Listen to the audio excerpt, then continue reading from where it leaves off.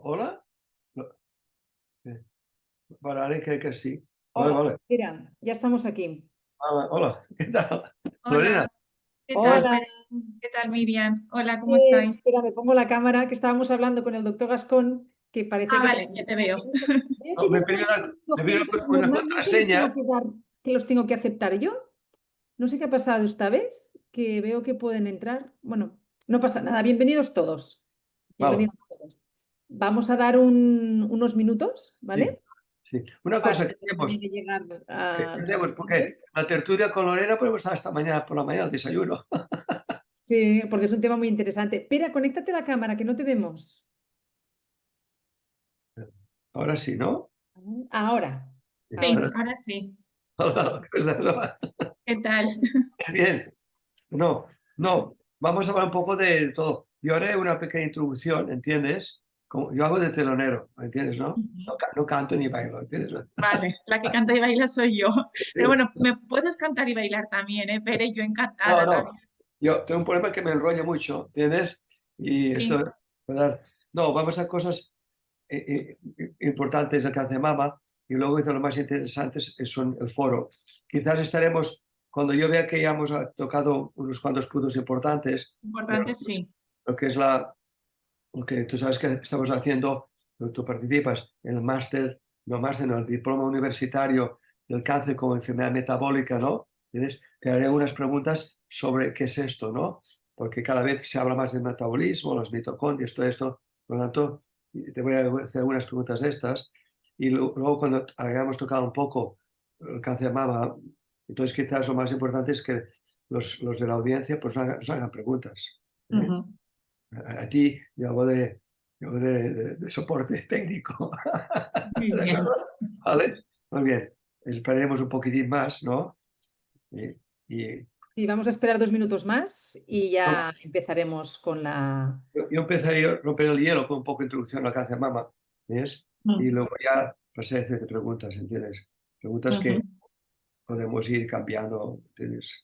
Y me imagino que en la tertulia van a dar preguntas, pero son cosas, las cosas que yo hago a mis enfermos, ¿no? Bueno, no, me interesa lo que tú haces con enfermos. No voy a ser de spoiler, ¿no? No voy a hacer de spoiler, ¿de acuerdo? Vale, no sé. Miriam, ¿cómo estamos de gente? Vale, pues de Sí, momento tenemos a 18 personas y van sumándose más. Oye, 18 está bien. Sí, sí, sí. Entonces yo cuento que irán... Siempre acostumbra a ir llegando la gente poco a poco. Hay gente que tiene más facilidad para conectar, otros tardan Sí, un sí. poco de tiempo por dependiendo de la conexión que tengan. Pero Ya, bueno. vale, vale. ¿Tú Si tienes veis frío? cómo va a quedar grabada, si queréis empezamos ya, ¿vale? Le Sí, doy a grabar. porque el tiempo pasa volando. Calculamos Sí, una hora en total, ¿no? Para que la audiencia lo sepa, ¿no? ¿Cuánto tiempo? ¿Cuánto pide? sí. Somos una multitud, ¿verdad? ¿No? Vale. Pues buenas tardes a todos. Es un placer dirigirme a vosotros con la doctora Lorena Led. Yo hago de telonero ahora y haré un poco de visión superficial, ¿no? Eh, una cosa importante y la razón que hablamos de cáncer de mama es que, como sabéis, el próximo domingo, el 19 de octubre, es el Día Internacional del Cáncer de Mama. Y habrá cantidad de actos, como siempre, habrá algún tipo de carreras, muchas con globos, etcétera, cosas que se hacen siempre el día tan importante de concienciar a todo el mundo, a toda la sociedad sobre el cáncer de mama. Y os digo cuatro cosas, ¿no? Sobre el cáncer de mama. La revolución que hemos visto en cáncer de mama es espectacular. Los anticiclinas llegan en los 70s, los taxanos en los 90s, pero yo quería detenerme, entonces, para que si venga un poco más de gente, en lo que pasó en el año 2000, ¿no? Yo llego al clínico y la gran discusión que teníamos con los patólogos era cómo hacíamos el ER2, ¿no? Los patólogos de mi institución, que son muy buenos, querían hacerlo ellos, pero había un problema porque había DACO. Entonces, me acuerdo que hubo 2 sesiones de 2 horas cada una, no nos poníamos de acuerdo. Total, al final, pues para homogeneizar el ER2, que fue importantísimo, pues utilizamos todo el mundo el mismo, ¿no? Pero sí que me acuerdo que el Herceptin o el trastuzumab fue realmente un antes y un después, diríamos, del cáncer de mama. Pues yo me acuerdo, yo lo seguía porque la persona que no le he dado crédito, el doctor Dennis Slimon, que es el jefe de oncología de UCLA en California. El señor es que cogió el ER2, lo transfectó en una célula y vio que aquella célula cancerosa era más agresiva que ninguna. Cuando me estaba formando había un 20% de mujeres con tumores pequeños y que el cirujano no nos lo pasaba a nosotros, a los oncólogos, y tenía un curso clínico horroroso, ¿no? Luego descubrimos que ese 20% eran mujeres que tenían ER2, ¿no? Luego ahí vino, él hizo fase 1, fase 2 en California, y cuando ya se desplazó a Memorial, es cuando Sergey hizo fase 3, ¿no? Y el resto es historia, ¿no? Y cuando has visto uno que utilizando el trastuzumab como un torpedo dirigido con las cargas ahora que ponemos, ¿no? Es espectacular, es como un caballo de Troya que penetra la célula cancerosa y la destruye. Por tanto, lo que hemos avanzado en cáncer de mama es brutal, brutal. Luego también la supervivencia en cáncer de mama hemos conseguido ya, puede variar, pero casi un 70%, ¿no? En mi época todo el mundo pasaba por el cirujano antes. El cirujano no se escapaba del cirujano. Mastectomías, todo el mundo, ya digo, yo soy un poco ya mayorcito, ¿no? Y ahora, gracias a los tumores, al COVID de tumores, los médicos nos hemos hecho más humildes y aceptamos mucho más las opiniones de nuestros colegas de distintas especialidades, ¿no? El cirujano no dejaba jamás un paciente a nosotros antes, ¿no? Eso ha avanzado muchísimo los el conocimiento sobre el cáncer de mama gracias a los comités de tumores, ¿no? Y luego vino el PAR, que es total espectacular. Y ahora hay un subgrupo, incluso con inmunoterapia, que tarda en llegar, pero estamos aquí. Entonces, por lo tanto, tengo una impresión muy optimista del cáncer de mama, lo que hemos logrado en los últimos 20 años, los fármacos que han aparecido, la biología, la genética, ¿no? Entonces, Perú en el 2000, con su fantástico trabajo en PNAS, con los 4 tipos de cáncer, ¿no? Los luminales, el basal, ¿entiendes? Y el ER2. Todo esto ha sido una revolución, pero en nuestra sociedad vamos tan rápidos que tenemos que ir un poco para atrás, tomarnos un cafetito y mirar lo que ha pasado delante de nuestros ojos. Es espectacular si vemos en 20 años lo que hemos hecho en cáncer de mama. Por lo tanto, celebramos el día 19 de octubre como Día Mundial y hoy tenemos, pues, tengo la gran satisfacción de hacerle una presentación de una persona que conozco bastante, que es la doctora Lorena Ayer, ¿no? Que os di un poco de introducción, licenciada en medicina y especializada en oncología terapéutica. Si digo algo mal, me corriges, Lorena, ¿eh? Vale. Y esto es curioso, algo que nos pasa a todos, porque si hay una persona más alopática soy yo, con mis ratoncitos, ¿entiendes? La escuela americana de hacer investigación. Pero yo también, ya en Estados Unidos, tuve como una segunda visión de la oncología, que es lo que le pasó a nuestra anfitriona, la doctora Lorena Met, que después de varios años escuchando y tratando a pacientes, se dio cuenta que el tratamiento del cáncer va más que un fármaco, ¿no? Y entonces ya empezó ya esa dimensión más hipocrática, ¿no? Más holística, de que hay que tratar al paciente como una persona, no como una enfermedad. Y ahora ya es muy popular que ponemos al enfermo en el centro y las diferentes especialidades pues vamos bailando alrededor del enfermo y el enfermo es el centro de nuestros tratamientos. Y aquí es donde hablaremos en esa tarde, de una manera un poco simplista, ¿no? De los distintos approaches o acercamientos a la persona con cáncer de mama, no necesariamente la quimioterapia, ¿no? Y de eso vamos a hablar un poco, ¿no? Entonces, yo te diría un poco, con tu visión ya integrativa, ¿entiendes? Cómo cuando tú tienes una persona de cáncer de mama, ¿cómo te acercas a ella? ¿Qué le dices al principio? ¿Cómo la manejas, no? Que es algo más enriquecedor que decirle, mire, usted tiene esto, tome esto y vaya a quimioterapia, ¿no? Que es lo que pasa hoy en día, ¿no? Por desgracia, por falta de tiempo. Mis colegas, cuando yo estaba en la parte oficial, no tenemos tiempo, como tú, me imagino. ¿Cómo enfocas? ¿Qué le dices al enfermo, a la enferma al principio de verla, más o menos? Bueno, lo primero, Pere, agradezco la invitación, tanto Miriam como, bueno, yo también agradezco, ¿no? El poder tener este webinar también aquí contigo.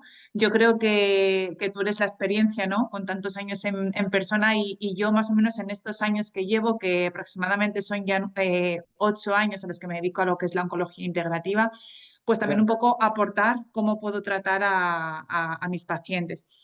Lo primero, yo creo que siempre digo que cuando tú afrontas muchas veces en este tipo, por ejemplo, de procesos, la oncología integrativa tiene que ser siempre vocacional, igual que la medicina, ¿no? Siempre tenemos el principio, ¿no?, de poder no hacer daño, el poder un poco también acompañar a la paciente, que como bien has explicado es un todo y es lo que tenemos que abordar. E intento sobre todo decirles que a lo primero les digo, bueno, yo empecé con más o menos como tú, ¿no? Tú puedes aterrizar en mi consulta y no tienes por qué saber absolutamente de nada. Estoy yo aquí, ¿no? Yo voy a ser tu entrenadora, te voy a asesorar y te voy a acompañar en este proceso en el que te van a poner un tratamiento convencional que yo te puedo explicar, ya sea una quimio, pues ya sea un pertuzumab, ya sea una radioterapia, pues con la cirugía que también vaya precedida. Pero claro, el abordaje integral es poder decirle a la persona que no solo es una alimentación mediterránea, que no solo es hacer un ejercicio, una actividad física de andar y ya está, que no solo es ir a un psicólogo con todos mis respetos y ya está, es un abordaje muchísimo más completo, en el que tú vas a ser el centro de atención, en el que yo te tengo que empoderar, en el que te voy a dar las herramientas justas, suficientes y necesarias para poder enseñarte cómo lo tienes que hacer, incluso medidas totalmente complementarias que a día de hoy, o sea, tenemos muchísimos estudios, muchísimos metaanálisis, evidencia científica en el que podemos contrarrestar lo que a ti te va a dar miedo. Lo primero cuando yo les digo es que me expresen, porque normalmente cuando tú haces una anamnesis, una historia clínica, pues claro que es importante conocer el tipo de tumor. Está claro que el tratamiento, como has comentado, Pere, va en función de lo que es el tipo de tumor en sí. Pero claro, yo trato a la persona, yo tengo que tratar a María, tengo que tratar a Patricia, a quien sea. Y cuando ellas te dicen el por qué vienen y son sentimientos muy encontrados, ¿no? Hay sentimientos de miedo, sentimientos, muchas veces, hay veces que ves la frustración o la impotencia de por qué yo, si siempre me he cuidado, siempre he llevado una vida totalmente saludable y ahora de repente me aparece esto. A lo primero muchas veces, incluso cuando yo estaba en el hospital, yo tuve, a ver, creo que fue suerte, ¿no?, de poder tratar, como tú bien has dicho, ¿no?, pacientes con el tratamiento convencional y pacientes en lo que es la consulta privada. Y luego ahí te dabas cuenta de que en la medicina convencional, o en este caso en la oncología, había algo que se quedaba corto, que era tratar verdaderamente el origen. Entonces, claro, yo como oncóloga, a mí no me han dicho una descripción de cáncer. Yo creo que tenemos una descripción que es funcional y el cáncer son más de 200 enfermedades diferentes que, como bien trata esta membresía, tiene un origen o una disfunción mitocondrial y una alteración metabólica. Y mientras no tratemos o no sepamos realmente cuál es el origen, vamos a estar siempre dando vueltas y mirando muchas veces hacia un mismo lado. Hay más innovación, hay más estudios, hay más tratamientos que a día de hoy, pues es verdad que un cáncer de mama en un estadio 1 o 2 tiene una supervivencia de más del 95%. Pero creo que a nosotros, ¿no?, los oncólogos, a mí, por ejemplo, ya me preocupa la incidencia, ¿no?, tan significativa que está habiendo de cáncer de mama. Ya en la revista Nature, en la pandemia, ¿no?, que están diciendo las pacientes menores de 50 años, factores externos, ¿no?, que luego incluso también pues, podremos comentar, ya sea unos disruptores endocrinos, ya sea cualquier tipo de alteración, el estrés psicosocial, que, bueno, que cuando llego a la anamnesis a mis pacientes no me falta el abordaje o saber verdaderamente si ha habido un trauma, un shock, algo emocional que haya podido desencadenar, porque, claro, nuestro cuerpo físico es un engranaje, ¿no? Yo siempre digo, a mí me encantaba, ¿no?, y me gustó ser médico porque la medicina es una ciencia que, aunque no sea exacta, es muy precisa. Y tenemos la capacidad de reponernos, de reestructurarnos fisiológicamente. Yo creo que si conoces la fisiología y conoces el metabolismo, conoces en parte cómo puedes trabajar en general con cualquier persona. Pero muchas veces en ese pequeño puzzle, ¿no?, que tú te vas dando y que dices, ostras, pues es verdad que eso tendría que funcionar así, pero de repente no funciona como a mí me gustaría, es porque entra de repente pues un estrés adrenérgico, entra otro tipo de circunstancia, entra pues un tipo, por ejemplo, de alimentación que la paciente no ha podido llevar acorde también a su tipo de tumor. Entonces, claro, nos damos cuenta que son pequeños factores que pueden condicionar. Y normalmente cuando tú, desde lo que es la oncología integrativa, que yo digo que es una parte como muy bonita, ¿no?, de poder acompañar, de poder empoderar a ese paciente, ya le comentas que tú estás ahí para poder hacer que esos tratamientos se puedan llevar con el menor efecto secundario, la menor toxicidad posible y que la paciente pueda coger la confianza que tiene para que tú en este caso seas también quien le puedas llevar, pues es una parte muy importante. Muchas gracias. Mira, yo me recuerdo, una de las cosas que más me dicen mis enfermas, aquellas que tengo más confianza, y cuando daba casi en la facultad, tenía una reunión con una enferma, 2 horas con los pacientes, no, perdón, con los estudiantes. Esas pacientes, que era un pico de hora, hablaba muy bien una navarra, decía, de las cosas peor que yo recuerdo, y no lo hagáis, lo decían los estudiantes, es desde que me dan diagnosis hasta que me trato, me veo un oncólogo. ¿Me entiendes? Eso es horroroso. Dice, 2 semanas, horroroso, 3 semanas. Mire, ¿tienen cáncer? Venga tal día, le hablaremos y tomaré quimioterapia, ¿no? Este sentirse sola, la persona, sin ninguna información, etcétera, esto son cosas que no pensamos, pero el enfermo tampoco nos lo dice a nosotros. Yo tenía el foro de los estudiantes y la enferma lo comentaban. Digo, no quiero que me hagáis lo que me hicieron a mí, no vosotros, sino pues las generaciones anteriores. Y es una especie, por falta de tiempo o empatía muchas veces, etcétera, la enferma se encuentra un poco abandonada, ¿no? Y eso es de las cosas peores, esa soledad, que me pasará, etcétera, etcétera, ¿no? Entonces es algo que me gustaría que tú me comentases un poco de las emociones que le pasan por la mujer en este momento, cómo podríamos aliviar un poco esta especie de soledad, ¿no? Incluso durante el tratamiento. Nos hemos hecho un poco mecánicos, ¿no? Y ahora con el ordenador, eso ya lo sabe todo el mundo, no me viene ni a la cara, me dicen, ¿no? ¿Ves? Yo en el clínico intenté, ¿sabes? Yo soy, con un griego, hemos fundado hace 5 años la Asociación Internacional Hipocrática, ¿no? Y quisimos, no podemos muchas cosas, ¿no? Plantamos un árbol de Hipócrates de COS en muchos hospitales de España y resulta que Hipócrates decía, ¿entiendes? Que los médicos somos sanadores. Y lo que tú has dicho, ¿no? Somos transmisores de información y que la persona, el paciente, tú lo empoderas, ¿entiendes? Es muy importante porque, queramos o que no, con tantas posibilidades que hay de tratamiento y alteraciones, la enferma tiene que decir muchas cosas, ¿entiendes? Y por tanto, me ha gustado mucho que ha dicho empoderar al enfermo, informar al máximo al enfermo y el enfermo o la enferma que decida, ¿no? El problema es de tiempo. Y esto no voy a tocar aquí porque todos los que nos están escuchando dirán que sí, sí, sí. ¿Qué hacemos con el tiempo? Pues es otra cosa, ¿no? Hay una cosa que te querría decir, pensar de la alimentación. Por desgracia, muchos de nuestros colegas, y sobre de mis pacientes, ¿no? Dicen, come lo que quiera, ha de aumentar de peso, coma cualquier cosa. Estamos en una época, ¿entiendes? Como igual con los probióticos, ¿no? Cuando tú y yo decíamos probióticos, la gente nos mira un poco raros, ¿no? Esta gente que habla, ¿no?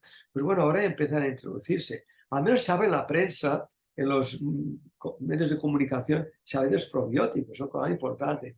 Quería saber un poco de alimentación, probióticos, un poco, ¿entiendes? ¿Qué piensas, no? Pues ¿Cómo a ver, ese asunto? a ver, yo en principio creo que todos los que verdaderamente tratamos, o sea, ya sea oncólogos o médicos integrativos que ven a un paciente oncológico y que verdaderamente tratamos la parte integrativa, creo que es un camino para los valientes, ¿no? Yo muchas Sí, veces sí. digo, no me considero mejor que nadie, tampoco me considero menos que nadie, pero creo que el camino o el intentar hacer que no sea un modelo tan paternalista y conseguir que en este caso el paciente, o sea, cuando tú, por ejemplo, Pere, nombrabas, ¿no? Cuando te vienen las pacientes, ¿no? Con ese estrés, hay muchas veces que el dar una información con la palabra, ¿no? Que yo creo que la palabra es un método también de sanación. Hay médicos que con la palabra conseguimos muchas veces también que el Sí. paciente también... Bajarle todo, sí. Eso es. Entonces, Entonces, o darle la mano, ¿no? La oxitocina o las endorfinas que tú puedes estar simplemente con cogiéndole la mano al paciente. Claro, entonces, la alimentación es uno de los puntos que yo creo que a mí muchas veces me llegaba a frustrar, ¿no? Porque decía, ¿cómo puede ser que hay pruebas tan evidentes hoy en día, ¿no? En el que hay una captación de glucosa, ¿no? Como puede ser el PET, ¿no? Que es una prueba que sí, se hace tanto para diagnóstico, seguimiento, recidiva de procesos múltiples, ¿no? A nivel de procesos oncológicos y sí. sigamos diciendo que se puede comer de todo. Yo muchas veces me echo las manos a la cabeza porque hay veces que no solo la comida que tienen en el hospital, sino que para poder evitar una caquexia o poder evitar una sarcopenia, le estás diciendo a un paciente, por ejemplo, que coma comida basura o que se quede sentado en un sofá. Sí, Sí, que todos sabemos que el ejercicio físico yo creo que es la mini píldora, ¿no? Y que se ha demostrado con muchísimos mecanismos para el tema de biogénesis mitocondrial, para el tema del inmunometabolismo, para el tema de las endorfinas que tú tienes que liberar y poder regular eje hipotálamo hipofisario vía SAMPK, vía mTOR, o sea, hay muchas cosas. Cuando hablamos de nutracéuticos, ¿no? La palabra nutracéutico, ¿vale? Es eso, nutrición y la parte céutico como farmacéutico. sí, sí. Por supuesto que yo, por ejemplo, con mis pacientes, pues eso, tú tienes que hacer una analítica. Hay veces que en la seguridad social, pues se hace un protocolo, ¿no? Nosotros tenemos que poner un tratamiento o de un Taxol o un platino, a ti te sirve el hemograma, te sirve poco más para poder ver si el sistema inmunológico está bien, si tienes que reforzar o no con estimuladores de factores de crecimiento, tienes que poner una EPO y poco más. Pero ¿dónde está la parte del perfil nutricional del paciente? ¿Dónde están sus inmunoglobulinas? O sea, podemos pedir muchas cosas que nos den una descripción de cómo está su intestino, de cómo está su permeabilidad de las mucosas, si tiene un déficit de hierro, un déficit de vitamina D, mirar, por ejemplo, el zinc, el ratio cobre-zinc es súper importante también para nuestro sistema inmunológico.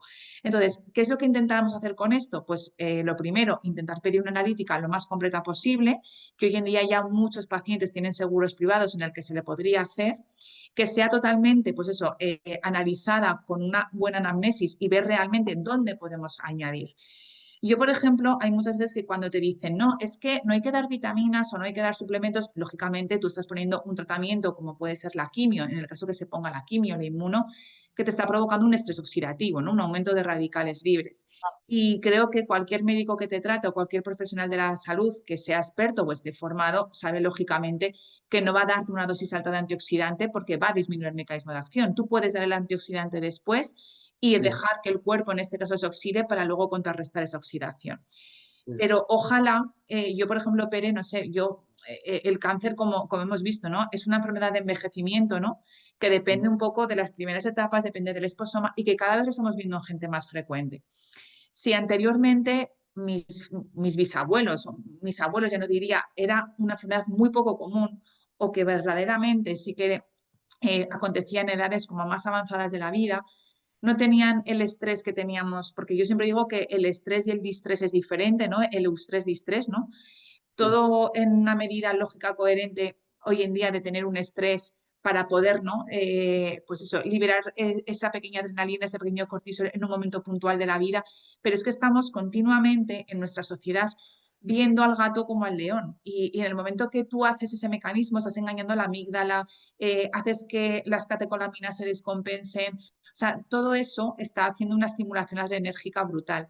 Entonces, yo, por ejemplo, dentro de los nutracéuticos, como me comentabas, si la calidad de las tierras donde se cultiva, lo que comemos, el agua que bebemos, no estamos en una burbuja cerrada, estamos expuestos a un esposoma que como bien estamos, bueno, los distintos profesores, ¿no? del diploma están enseñando cada uno en la parte como más específica, no estamos encerrados en una burbuja, estamos expuestos a multitud de factores, ya sea contaminantes, ya sea los disruptores que hemos dicho, ya sea el déficit de nutrientes que puede haber en la alimentación. Entonces, que se diga de que una persona igual no necesita un omega 3 o no necesita poder reforzar, pues yo ahí igual discrepo un poco. ¿Por qué? Porque tú tienes que ver que en un nutracéutico, como por ejemplo podría ser un omega 3, no solo va a tener un efecto para poder modular la inflamación. ¿Cuántas veces o cuántos estudios hay del papel que tiene el omega 3 en el inmunometabolismo, en las vías de las proteínas, de las resolvinas, de las maresinas? O sea, tiene multitud de efectos.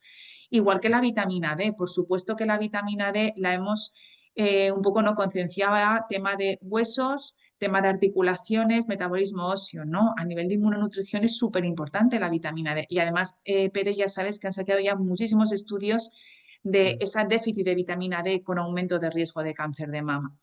Entonces, ¿qué pasa? Que yo lo creo que los nutracéuticos hoy en día que se puedan dar, por ejemplo, a los pacientes y la importancia que hay que darle al intestino, cuando yo veo un paciente en consulta, independientemente que tú tengas que hacer una anamnesis por aparatos y tengas que preguntarle el tipo de tumor, tengas que preguntarle un poco pues sus hábitos, sus antecedentes personales, toda la historia que lleva detrás, la trascendencia de todos los pacientes es intestino.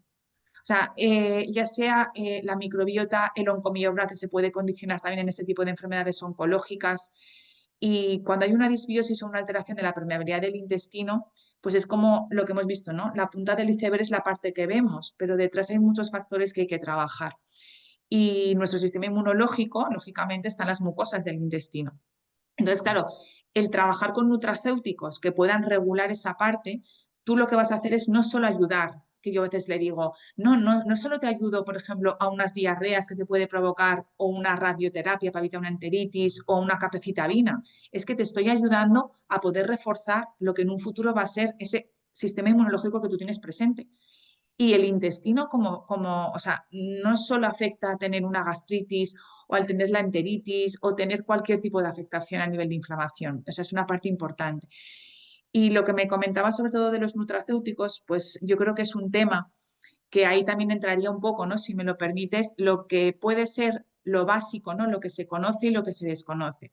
Independientemente del tiempo, lo que yo me veo porque también me gustaría, ¿no? Que todos los que están aquí en el webinar, a los que si ellos se dedican o también tienen un poco pues ese impulso de decir, bueno, me encantaría, ¿no? Saber más, genial apuntarme al diploma de experto porque así voy a aprender de muchas cosas, pero una de las cosas que tienen que saber es que los profesionales que nos dedicamos a esto luego tenemos como muchos topes, ¿no? Y muchas fronteras frente a la medicina y la oncología convencional.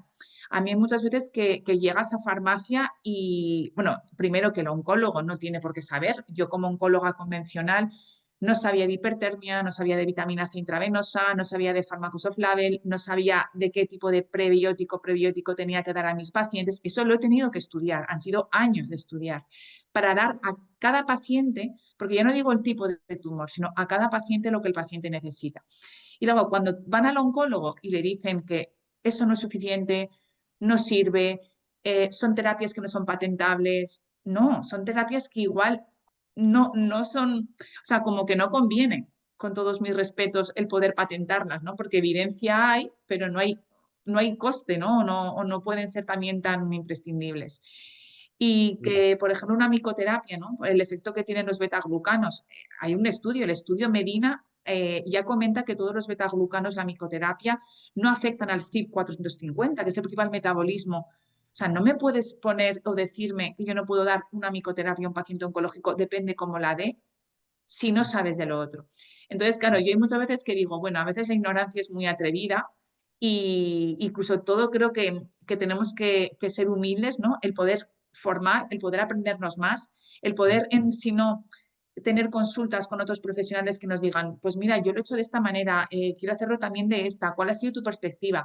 Incluso también muchas veces yo digo, sería genial hacer como una red de profesionales a los que nos dedicamos a toda esta parte para que muchas veces también contemos un poco que los contras no son de los pacientes. El paciente cuando te viene a ti, cuando viene a una consulta de oncología integrativa, ya sabe, ¿no? O sea, hoy en día ya conoce mucho. Muchas veces los contras nos los encontramos mucha parte de la falta, ¿no? De información que pueda haber y la controversia y el miedo que le pueden crear también al paciente. Muy bien, has puesto el dedo en la llaga, que es cuando recetamos cosas de este tipo, lo llamamos integrativas, ¿no? Que los médicos dicen no, no y no, no. Esto es perder tiempo y perder dinero, ¿no? Yo he ido a las farmacias para hablarles de sobre los hongos, porque yo hice un ensayo clínico con hongos en el clínico, cuando llego de Estados Unidos, me viene un visitador de un producto de Hong Kong y me dicen, esto funciona muy bien. Digo, sí, sí, a mí me gusta ir a coger los hongos en el monte y comérmelos, ¿no? Digo, tengo que hacer un ensayo clínico. Hicimos un ensayo clínico, pero mis propios adjuntos de mama se tomaban a pitorreo que diésemos a sí mismo, porque me enfadé con ellos. Hicimos los sobres especiales, porque el hongo era amargo. Hicimos los sobres, fue randomizado, ¿vale? Cáncer de mama. Pero claro, el paciente es muy sensible y percibe si el médico me lo dice porque le han dicho que lo diga o lo vive. Y el enfermo descubre enseguida que ese médico lo dice como una cosa rutinaria, pero no lo vive. Entonces, no pude poner un solo enfermo en medio año. Una mañana me enfado, yo con mis adjuntos o adjuntas, voy a consultas externas y puse 2 en una mañana, ¿comprendes? El estudio se acabó, pero me permitió mucho meterme en el mundo de los hongos, ¿no? Y desde entonces que voy leyéndolos. Pero hay una cosa que, por ejemplo, está publicado 2.800 pacientes de distintos cánceres agrupados, ¿entiendes? Quimioterapia más hongos versus quimioterapia y placebo, ¿de acuerdo? Randomizado, publicado. Si queréis os paso Entonces, claro, series de 150, 349, 280, 120, 80, 90, pero claro, eso cuesta mucho hacer, ¿no? Lo pone todo eso, pues oye, sale un beneficio estadísticamente, agrupando todos los casos, de como 12 ensayos clínicos, ¿no? De 2.800 pacientes sale que los que toman, no hay ningún solo estudio que sea ni un neutro. Todos favorecen al uso de hongos con la quimioterapia, ¿no? Y llega hasta quizás de un 9 o un 19% de más supervivencia a los 5 años. Pero claro, como esas publicaciones aparecen en revistas que no son el primer cuartil, diríamos, ¿no? ¿Entiendes? Pues nadie lo sabe, ¿no? Y eso es un problema porque nuestros... Y además hay una cosa que yo lo digo muchas veces, y en el foro estáis todos de acuerdo. Hemos llegado a una superespecialización de la oncología. Cuando yo empezaba, el cáncer de pulmón era, ¿entiendes? Era cirugía o radioterapia. Y si no se acabó la historia. No había un solo fármaco. Y mira dónde estamos ahora, ¿no? Por lo tanto, no, el TAC aparece en los años 70 y la resonancia en los 80. No hace 200 años. Y entonces, ¿qué ocurre? Que el médico actual no tiene mucho tiempo y no mira lo que quería decir. En el Journal of Clinical Oncology hay una parte que es tratamiento de soporte, ¿sabes, no? Y esto, para mis colegas, son las 3 Marías. La gente mayor como yo sabe que son las 3 Marías, ¿no? 3 Marías son aquellas asignaturas de mi época que era la religión, luego había la ciencia política y luego la gimnasia, ¿no? Y decimos las 3 Marías. Pero si no aprobas las Marías, no aprobas el curso de bachillerato, ¿no? Entonces mucha gente se piensa con las 3 Marías, que no es relevante. Y hay un caso tremendo, New England Journal of Medicine, del año 2012, yo lo pongo en las diapositivas, se cogen cáncer de pulmón, ¿de acuerdo? Y durante 3 meses, cáncer de pulmón, estadios iniciales, se hace, cada semana ve al oncólogo y hablan qué le pasa. Tengo un dolor aquí, allá, y hablan de media horita, no más, ¿no? Y otros que dicen, cada 3 semanas vaya analítica y quimioterapia. A los 3 meses hay una ventaja de supervivencia, cuando se ven esos enfermos más posteriormente, de hasta 4 meses más. Hay muchos pocos fármacos del día a día alopáticos que te dan 4 meses más de supervivencia y te pueden costar 5.000 euros al mes. No nos vamos a engañar. Claro, yo digo, mientras hay vida y esperanza, ¿no? Pero, ¿y qué ocurre? Creo que no hay ningún colega de cáncer de pulmón que le interese ese estudio. Entre otras cosas, porque el hospital no podía poner una persona cada semana a ver todos los enfermos de pulmón, porque no hay dinero. Pero es un ejemplo clarísimo que se hace un estudio en el New England Journal of Medicine que dice, solo hablar cada semana con el paciente tiene un impacto emocional, te saca los miedos, los temores, esa persona sale aliviada del hospital. Pero toda esta parte emocional, mis colegas no se la ven mucho, ¿no? Hay un ejemplo que lo digo muchas veces, pero me tocó mucho la moral. Yo para pagarme mi investigación hacía conciertos operísticos, ¿no? Entonces, en el Auditorio de Barcelona, 2.000 personas, en el Liceo, 2.500, Santa María del Mar, lugar precioso, 1.500 personas. Bueno, entonces me hace una entrevista al periódico y para hablar de mi investigación, para poder justificar que la gente compre entradas, ¿vale? Hasta aquí muy bien, ¿no? Para investigación contra el cáncer. Y la periodista dice, oiga, don Gascón, enviaré a otro periodista porque me interesa mucho lo que usted me dice de la investigación, que yo encontré que el sistema nervioso anatómico contacta con las células cancerosas. Y las células cancerosas, empecé con la mama, tienen receptores de neurotransmisores. ¿No? Si la célula cancerosa de mama tiene neurotransmisores, pues se está comunicando con el sistema nervioso. y luego ya, no voy a hablar de mi investigación, pero bloqueando esos receptores, la célula cancerosa humana de mama moría por apoptosis, ¿vale? Le encantó mucho. Bueno, fue mis 15 minutos de fama, salió el periódico, 2 páginas, bueno, y una foto mía en el centro. ¿Qué ocurrió? Yo no estoy en Facebook. Mi secretaria, cada un mes me dijeron, te están haciendo caldo en las redes sociales. ¿Entiendes? Pero incluso gente de mi propio servicio me criticaba, pero me encontraba con ellos en los pasillos y nadie me decía nada. Hola, buen día, buenos días, tal, ¿no? Entonces, fíjate dónde llevaron a criticarme totalmente porque decía lo siguiente, que el estrés crónico participa en el desarrollo del cáncer, ¿vale? La única gente que me felicitó fueron los psicólogos. Y la mayoría de gente de mi propio servicio me criticó, pero en las redes sociales. Yo no me enteré hasta al cabo de un mes. Con lo cual, fíjate el desfase que hay entre muchos de nuestros colegas, porque no leen el apartado de tratamiento de soporte en el Journal Clinical Oncology y van directos, lo que te decía, la superespecialidad, hacen mama y solo ven mama, hacen pulmón, hacen solo pulmón. Entre otras cosas, porque las cosas se han complicado muchísimo de cuando yo era un residente, ¿no? En fin, solo es una dicotomía que no sé cómo podemos solventar. He hablado más que yo y te toca hablar a ti, no a mí, ¿entiendes? Te voy a decir una cosa interesante para que hables de algo que quiero que hables.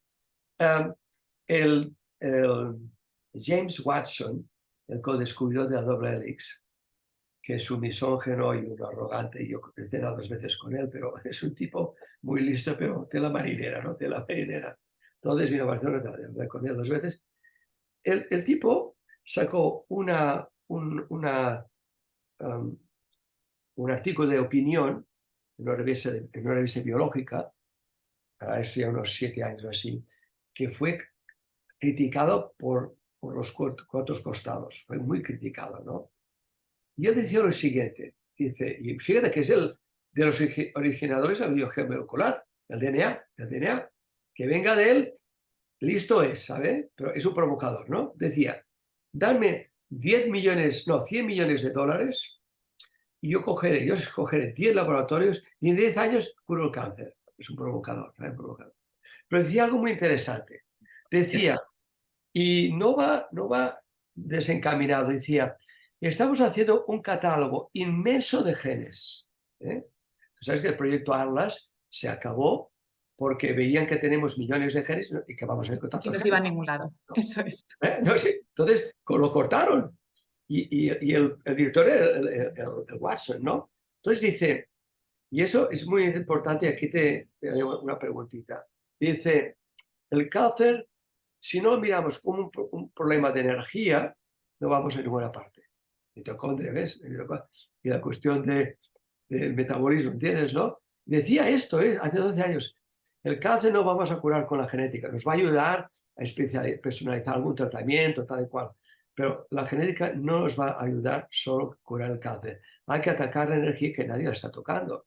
La energía es la mitocondria, todos los metabolismos, etcétera, ¿no? Entonces aquí quería, aprovechando esto del diploma universitario del cáncer como enfermedad metabólica, que me des un poco, me enriquezcas un poco si Watson tiene razón o iba por buen camino a pesar de las críticas que recibió y de ser un arrogante increíble. Pero bueno, y listo pues, es. Claro, a ver, yo siempre digo, Watson tenía razón, Otto Warburg, que también recibió un premio Nobel, también tenía razón.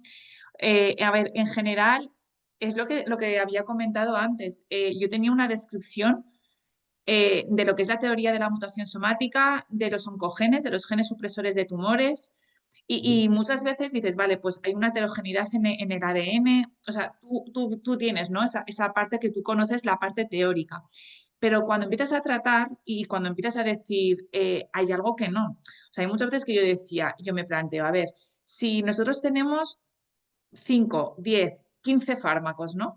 Que todos van directamente a hacer un mismo mecanismo de acción. Igual lo más simple es hacer un único fármaco o atajar esa vía de una única manera, con las estrategias que tú tengas de manera complementaria. Entonces, claro, ¿qué es lo que muchas veces también estaba un poco aquí, ¿no? Primero, el sistema inmunológico es lo primero que tú tienes que reforzar o lo que tienes que también tener en cuenta en cualquier paciente oncológico, ¿no? Tanto como mecanismo de defensa como contraataque. Se ha visto ya muchos estudios que al cáncer lo consideran como la diabetes tipo 3, o sea, por ese fenotipo besogénico, o sea, por todo lo que hay asociado. Entonces, claro, si un metabolismo, como puede ser las pruebas que hemos dicho, que hay ciertos tumores que se alimentan, o en este caso te necesitan de sustrato la glucosa, hay una vía metabólica que tú tienes que controlar. Si hay también tumores que utilizan de sustrato a nivel los ácidos grasos, por la regulación de acetilcoenzima derivado, otra vía que tú tienes que contraatacar. Ya hay estudios, por ejemplo, en que yo siempre digo, ¿no? No hay que hacer una dieta específica en un tipo de tumor. Pues, por ejemplo, sí que se sabe, ¿no? Los estudios que hubo de epilepsia a partir del 2011, ¿no? En muchos niños y que se veía que con la dieta cetogénica había muchísima mejoría y que no deja de ser la producción o que el combustible, en este caso, tú tengas que formar cuerpos cetónicos y llegar a una cetosis nutricional, no una cetocidosis. Entonces, claro, cuando tú te das cuenta, lo primero, que el ciclo de Krebs, el lactato, todo lo que es el tema, por ejemplo, de la mitocondria, o sea, el ADN mitocondrial, ¿no? que parte, ¿no? de la parte esta materna, ¿no? El 0,1 materno que tenemos. Entonces, esa falta de energía, que yo muchas veces también lo digo, un tumor, ¿dónde se va a desarrollar? Donde hay hipoxia, donde hay una falta de oxigenación celular y donde vas a estimular otros factores de crecimiento. Entonces, claro, de ahí es que con la parte, por ejemplo, de energía, y yo a veces pongo muchas veces el ejemplo y la importancia que también hablábamos antes del ejercicio físico, que es un ejemplo como súper simple pero súper sencillo. En un paciente oncológico, una prioridad que tú tienes que darle, independientemente de que quiera hacer un ayuno intermitente, un ayuno cíclico, un tipo de alimentación determinada, es el tema del ejercicio físico. Sí. Si a un músculo, el músculo necesita nutriente. Es una parte que necesita un metabolismo, necesita consumir un carbohidrato, necesita también luego poder regular a nivel, pues por ejemplo, la glutamina es un buen regulador también a nivel del músculo. Entonces, si tú estás haciendo que ese músculo haya una contracción muscular, haya una hipertrofia, tú estés trabajando, tú vas a inhibir de hambre a la célula tumoral. Estamos hablando de energía, estamos hablando de un cambio metabólico. Entonces, ¿qué más claros ejemplos muchas veces queremos tener? O que más claros ejemplos, lo que pasa que muchas veces yo creo que el proceso de verlo o de que hay una alteración a nivel, por ejemplo, metabólica, sería la parte como más compleja porque nos están sacando de nuestro paradigma convencional. O sea, sería verdaderamente decir, es que yo todo lo que sé, tener la humildad de decir, pues es que verdaderamente no sé cómo verdaderamente tratar a un cáncer si no es. Y hay muchas veces que, claro, que ya, por ejemplo, es lo mismo, ¿no? Los Hallmakers, ¿no? de Waverly que se hicieron a partir del 2010 y que luego ya en el 2016, ahí ya añadieron la reprogramación metabólica y la evasión de nuestro sistema inmunológico. Entonces, claro, cuando ya se añaden esos Hallmakers una reprogramación metabólica y como tenemos fármacos que son capaces de inhibir esos puntos de presión, no solo esos fármacos son capaces de inhibir, sino también nutracéuticos y otras medidas, como puede ser el ayuno, como puede ser el ejercicio físico, que actúan sobre esa parte. Entonces, hay muchas veces que yo siempre digo, ¿no? La alteración del pH, la hipoxia, esa matriz extracelular o ese epitelio mesénquima que está alterado, ¿no? Y otra de las cosas que yo también quiero que comparo, ¿no? Y es un símil independientemente del músculo con la célula cancerosa, es como un embrión. Un embrión necesita, a través de la placenta, el poder alimentarse de nutrientes, ¿no? De la capacidad que tiene.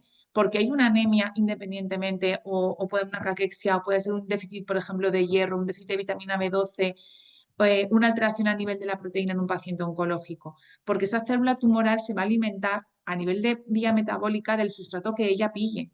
Entonces yo muchas veces digo que crean una resistencia, ese microambiente tumoral que ellas mismas crean y que muchas veces los tratamientos oncológicos se vuelven resistentes.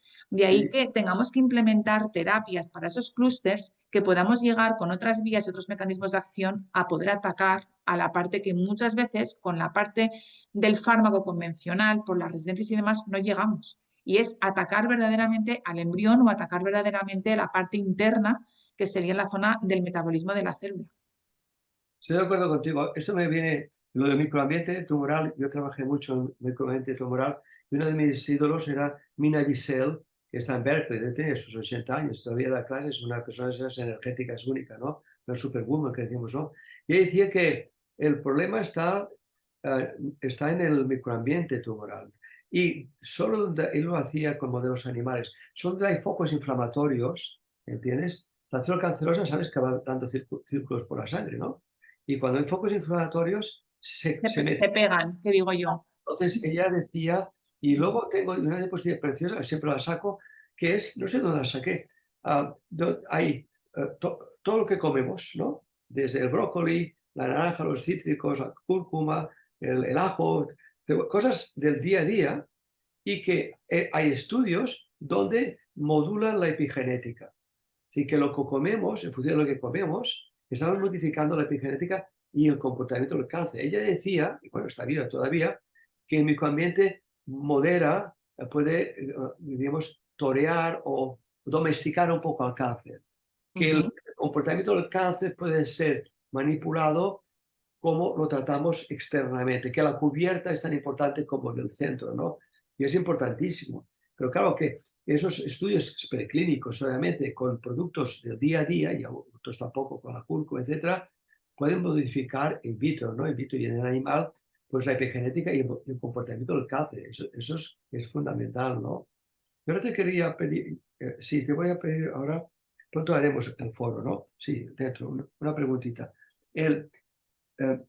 ¿Cómo tú tratas un poco las emociones? Entonces, yo tengo algunas publicaciones sobre esto, pero en ratones, claro, en personas no me permite hacer cosas, donde cuando la persona está con ansiedad, incertidumbre, no duerme bien, me puedo morir, esos pensamientos negativos, tú lo has dicho antes, ¿no? Digamos sustancias inflamatorias y el cortisol, ¿no? ¿Entiendes? Entonces, claro, yo aconsejo a mis pacientes que hagan pues, terapias cuerpo-mente, etc. ¿Cómo abordas el tiempo, el tipo de emociones, ¿entiendes? Para regular, porque hay trabajos publicados, ¿no? Donde al hacer yoga un mes baja todos los parámetros inflamatorios.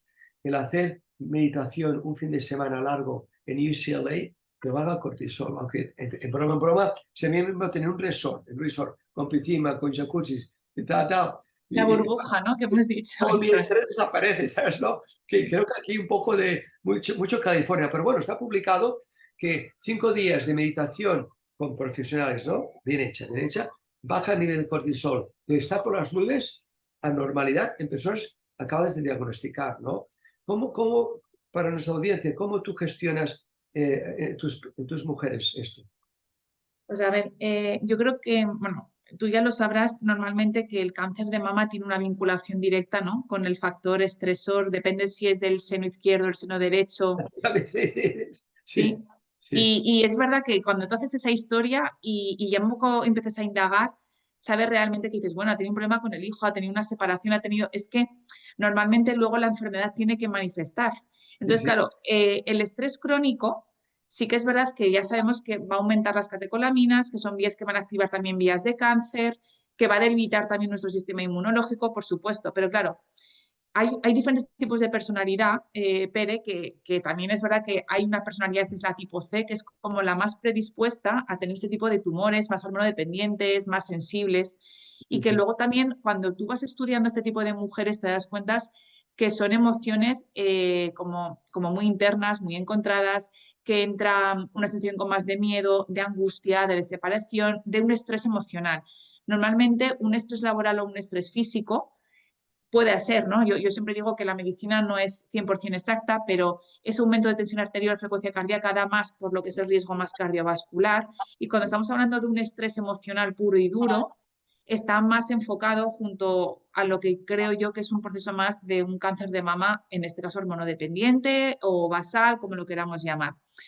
Claro, el estrés adrenérgico tiene mucha influencia ambiental. Yo siempre digo que no solo depende de los factores de vida. Nosotros tenemos esa pequeña predisposición genética, ¿no? Yo, por ejemplo, a veces lo veo en mis hijas. Digo, las dos, que tengo hijas que son dos gemelas, y Sí. digo, las dos han nacido el mismo día, yo soy la misma madre, pero hay una que tiene una predisposición genética, independientemente de lo que vea, por ejemplo, por mí, que Sí. va más hacia mí. Entonces, claro, cuando tú ves que el factor, ¿no? O todo lo que es ese esposoma estaban Claro. funcionando a estos factores, condiciona luego a cómo la paciente se va a hacer frente. Yo la técnicamente cuerpo, o sea, aquí por ejemplo en mi clínica, tengo una psicóloga, tengo una profesora de yoga, que lógicamente considero que es una parte primordial.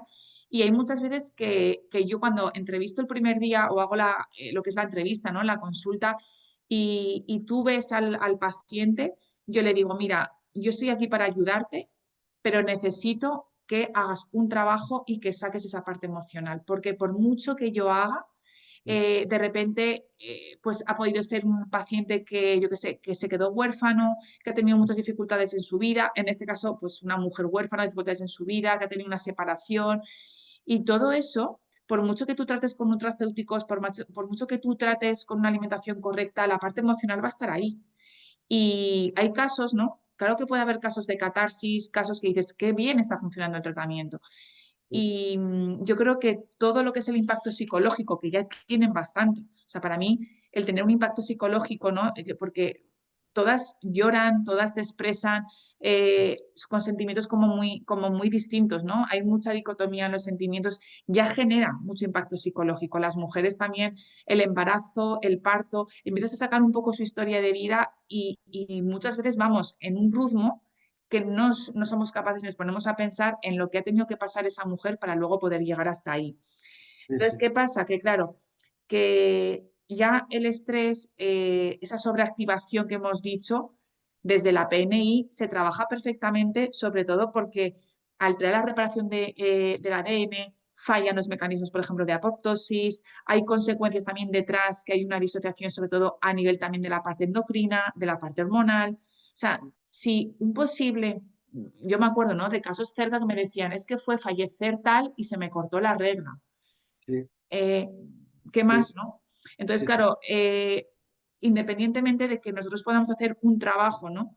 Desde la parte o el origen que tiene y cómo ayudarlo, todo lo que tiene que ver, incluso también, ¿no? Tú lo sabrás, ¿no? Que un estrés psicosocial o un estrés muy mantenido estimula el IF1 también. O sea, que Sí, es sí. que son muchísimos factores, son muchas causas las que pueden condicionar. Yo siempre digo que cuando una persona acepta y una persona hace ese trabajo de introspección contextual, como él quiera llamarlo, y que trabaja muy bien el origen, que esa enfermedad ha venido a la vida para enseñarle o para aprender algo, Mm. cuando luego tiene tu palabra o cuando luego tiene la aceptación que tú puedes trabajar con ella, con mindfulness, con yoga, con técnicas de cuerpo-mente, simplemente dándole la tranquilidad. Cuando muchas veces me dicen, es que yo me voy de tu consulta tranquila, ya está. Yo ya sé que al menos algunos meses más de supervivencia ya va a tener solo con eso. Entonces creo que es una parte que en la medicina todavía cuesta mucho, ¿no? Igual que implantar, pues eso, una parte como de ejercicio físico, de buena gestión del estrés, con todos mis respetos, ¿no? Yo creo que una psicóloga o una terapia cognitivo-conductual muchas veces se queda corta a lo que ese tipo de paciente necesitaría. Entonces, tener un abordaje como más intenso. Estoy de acuerdo contigo. La parte emocional, hace unos 3 o 4 años la tocaba yo un poco, ¿no? Pero ahora le doy muchísima importancia. Pero como tú sabes, últimamente, en los últimos años han salido en Cancer Cell, en Nature Reviews, dos artículos tremendos, tremendos sobre todos los mecanismos, no los que sabemos que hemos mencionado aquí, pero ya, hombre, para que está Mecanismos más complejos, sí. es la primera vez que yo veo en un trabajo en Cancer Cell pura molecular biology, biología Sí, molecular, sí, biología molecular. Sí, sí, pone totalmente. en su gráfica aspectos sociales. Un biólogo molecular, ¿entiendes? No, nunca pone, porque eso no es serio, no es serio, ¿no? Ya lo he incluido. Y cuando sale algo en Cancer Cell, en Nature Reviews, hablando del estrés crónico y mecanismos del cáncer y cómo approach, cómo ver potenciales tratamientos del cáncer, es una revolución. Pero por desgracia, la investigación a veces es mucho más potente que la clínica. Pero en fin, no vamos a curar el cáncer esta noche, ¿no? Una cosa, ¿te parece bien que paremos y pasemos al foro de los Sí, me asistentes? parece bien. Sí, Muchas sí. gracias, Lorena. Vale. A ti. Sí. A ver qué preguntas nos hacen tú. Bueno, pues tenemos una pregunta de Virginia que pregunta que ella como nutricionista oncológica está investigando mucho el equilibrio de omega 6 y omega 3, que tendría que estar en 3 en 1 y está bastante en desequilibrio. Si sabéis algo de esto. porque al final el omega 3 es muy importante para la membrana celular y para las mielonas de las neuronas. A ver, en principio, Virginia, hay test que miden el perfil de ácidos grasos. O sea, tú ya sabes que el omega 3 tiene muchísimas funciones, aparte de antiinflamatorio como inmunomodulador. Está claro que ahora la proporción es casi de 6:1, que hay una carencia de omega 3 a día de hoy. O sea, normalmente, no solo porque tú intentes controlar en la alimentación de tus pacientes una bajada de omega 6 y intentes potenciar, sino que habría que reforzar por las carencias que hay en el día a día. Pero si, por ejemplo, tú tienes alguna duda o ves que a nivel de algún parámetro inflamatorio o algo, notas que todavía hay mucha discrepancia, puedes pedir un perfil de ácidos grasos a nivel del eritrocito y eso que te pueden dar más información para en cada tipo de omega 3 el balance que hay y qué descompensación tienen con el omega 6. Perfecto, gracias. ¿Alguien tiene una pregunta más? El doctor Juan Camilo González pregunta si hay alguna experiencia en hipertermia y cáncer de seno triple negativo. Vale, a ver, la hipertermia que sí que es verdad que, bueno, aquí por ejemplo en España solo está en un hospital, ¿no? A nivel público, luego sí que es verdad que hay de tema privado. La Mentiras. hipertermia, por ejemplo, la No, no. hipertermia en cáncer de mama triple negativo, yo por ejemplo sí que he leído muchos estudios en sarcomas, en cáncer de cabeza y cuello, cáncer de cervix avanzado, en glioblastoma multiforme, cáncer de vejiga, páncreas y tumores digestivos. Sí que es verdad que yo, por ejemplo, a nivel de evidencia, nivel 1A o grado de recomendación A en mama triple negativo, yo he leído muy poco, a no ser que Per me corrija. He leído más en otro tipo de tumores. Sí, totalmente de acuerdo. Sí, páncreas, etcétera, de esto sí. Lo que sí es cierto que asistió a una charla donde la hipertermia potencia de una manera brutal la radioterapia. Si la hipertermia será como dentro de 4 horas de data, primero hipertermia y dentro de 4 horas la radioterapia, eso se ha publicado, ¿eh? Mm, Los resultados pueden ser hasta 30-40% más los efectos de la radioterapia. ¿Ves? Te digo, en la charla que fui, ¿no? Pero es algo que no estaba, sabía que era un complemento, un ayudante, ¿no? A los tratamientos estándar, pero en radioterapia está probadísimo que potencia la radioterapia si se da dentro de las 4 horas antes que la radioterapia, ¿no? Y en quimioterapia hay un efecto, digamos, de mejora de la persona y de reducción de tumores, pero en mama no, triple negativo no tengo, no. mm, tampoco. Pero es algo que es curioso, porque se está imponiendo en las privadas, está ya como champiñones, ¿eh? La hipertermia está por todas partes, porque no tiene beneficios, ¿entiendes? Pero en mama triple negativo no tengo ninguna experiencia. No. Mm. Virginia comenta que su madre pasó por un proceso oncológico y se dio oncotermia. No especifica si fue cáncer de mama, supongo que sí, porque por eso lo comenta. Ya nos lo aclarará. Virginia, si puedes, nos dices por el chat. La doctora Belkis Álvarez pregunta, sabiendo que la enfermedad oncológica es una enfermedad metabólica y se sabe que no todos los cánceres se benefician de la fermentación de la glucosa, ¿cómo se maneja esto con la dieta? Claro, porque ahí en principio, bueno, Belkis, encantada. Mira, yo por ejemplo, cada tipo de tumor yo no hago el mismo tipo de alimentación. O sea, hay por ejemplo tumores que sí que es verdad que dependen de un metabolismo gluconeogénico. Hay por ejemplo tumores que dependen de la lipogénesis. De nuevo, el tumor de mama, simplemente por el tejido adiposo en paciente posmenopáusica, con la alteración a nivel de disruptor endocrino, tú tienes que tratar mucho las vías metabólicas de ácidos grasos y el tema hormonal. Entonces, igual son tumores que tú puedes hacer una dieta más low carb, pero tú tienes que trabajar más el ácido graso. Por supuesto que muchos tumores pueden alimentarse de la glucosa, pero no es la única vía. El glioblastoma, por ejemplo, multiforme, funciona muy bien una dieta cetogénica, pero por ejemplo hay otro tipo de tumores que tú puedes intentar controlar otros sustratos metabólicos y poder compensar por otra parte. Hay que especificar sobre todo qué tipo de paciente tienes, qué tipo de tumor, y luego en función de eso inhibir las rutas metabólicas. No sé si le he contestado o... Perfecto. No, está bien contestado. Es una pregunta que cuesta de contestar Claro, en aquí, un ¿verdad? webinar. Habría También, que apuntarse al diploma experto universitario en abordaje del cáncer como enfermedad metabólica, donde hay un módulo específico en alimentación, que ahí sí que se profundiza en cómo tiene que ser la alimentación según el tipo de cáncer que tiene cada paciente y el estado de salud en el que se encuentra, porque no será lo mismo a 2 pacientes de cáncer de mama, una que está ganando peso que otra que está perdiendo peso, ¿no? Claro, o un tumor Entonces, hormonal o un tumor que es un triple negativo. Entonces exacto, es diferente, sí. Hay otra exacto. cosa que está escrita. Mujeres que con la quimioterapia aumentan de peso, aumentan las recidivas, ¿no? Mm. Pero esto es lo que tú decías en el diploma, pues en lugar de decirlo ahora, la pobre Lorena, Sí, que lo he dicho en 30 segundos. y vamos rápido, rápido, para que haya preguntas en el foro, yo hablo muy rápido, pero entonces, claro, esto para entenderlo y gozar la explicación son 2 horas o 3 horas que se dan el diploma, ¿entiendes? Sí, sí, son varias horas de clase.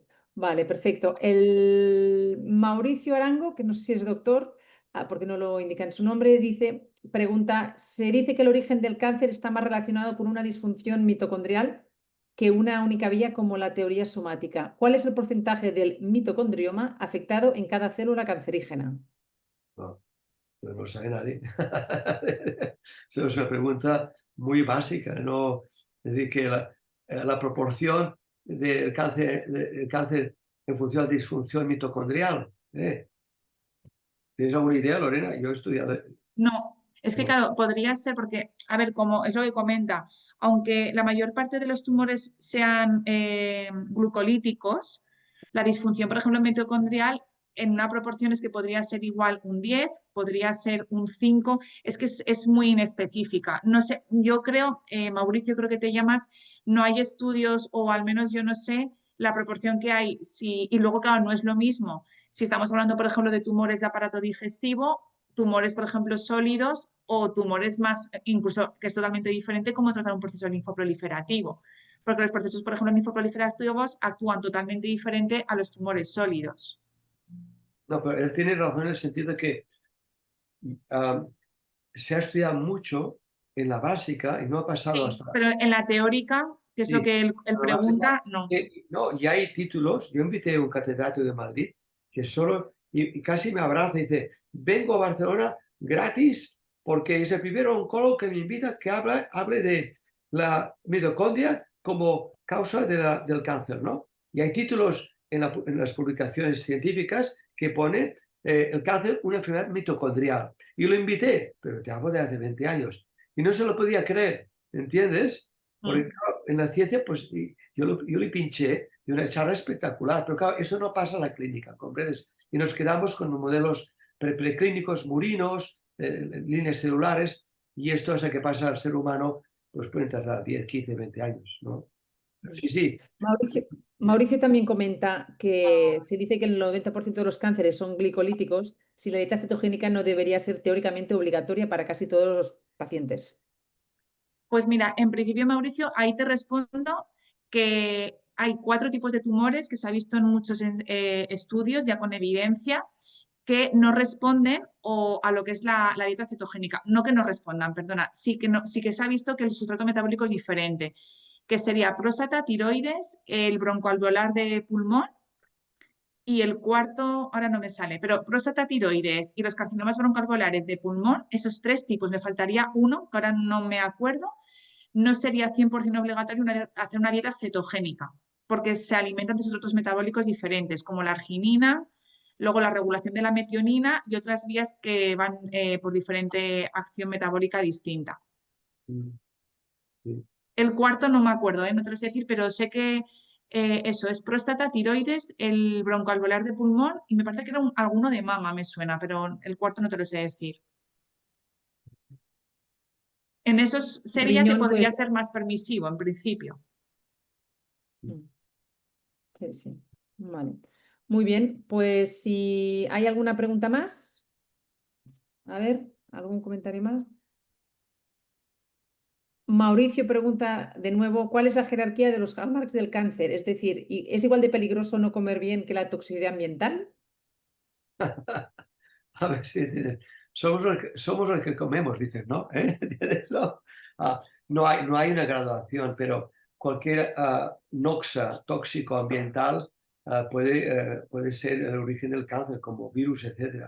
Es multifactorial el cáncer. Es decir, que hay una jerarquía. Es que, aunque tú tengas una noxa, dependerá también de lo que comes, de donde tú vives, de qué agua tomas, de los disruptores endocrinos. Es decir, que es muy difícil poner una jerarquía.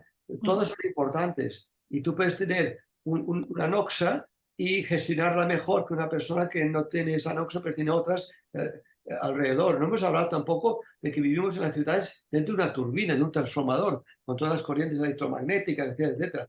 ¿Entiendes? O la radiación natural. Por lo tanto, yo no sé si Lorena tienes algún porcentaje, pero para mí todo es importante y es una combinación de factores de noxas que te causan el cáncer, no uno solo.